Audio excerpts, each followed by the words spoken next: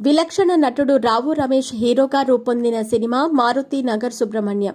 యువ దర్శకుడు లక్ష్మణ్ కార్య దర్శకత్వంలో పీబీఆర్ సినిమాస్, లోకమాత్రే సినిమాటిక్స్ పతాకాలపై బుజ్జి రాయుడు పెంట్యాల, మోహన్ కార్య నిర్మించారు.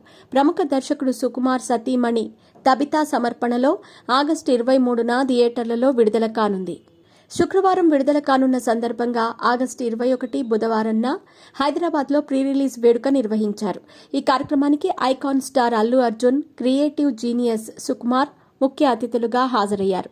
ఈ సందర్భంగా అల్లు అర్జున్ చేసిన వ్యాఖ్యలు దుమారం రేపుతూ చర్చనీయాంశమయ్యాయి. మరి ఆ వివరాల్లోకి వెళితే, మై డియర్ ఫ్యాన్స్, నా ఫ్యాన్స్ ఐ లవ్ యూ. నా ఫ్యాన్స్ నాకు పిచ్చి. ఎవరైనా ఏదైనా హీరో చూసి ఫ్యాన్స్ అవుతారు, కానీ నా ఫ్యాన్స్ని చూసి నేను హీరో అయ్యాను. నా ఫ్యాన్స్, నా ఆర్మీకి లవ్ యూ అంటూ ఊగిపోయాడు అల్లు అర్జున్. నా సినిమా వచ్చి 3 సంవత్సరాలయ్యింది, కానీ నాపై మీ ప్రేమ తగ్గలేదు అంటూ కామెంట్ చేశాడు. ఇక ముందు సినిమాల విషయంలో ఆలస్యం జరగదు. ఇంకోసారి మిమ్మల్ని ఇబ్బంది పెట్టను. ఇంకా ఎక్కువ సినిమాలు చేస్తా, ఎక్కువసార్లు కనిపిస్తా, కానీ నాపై మీ ప్రేమ తరగలేదు.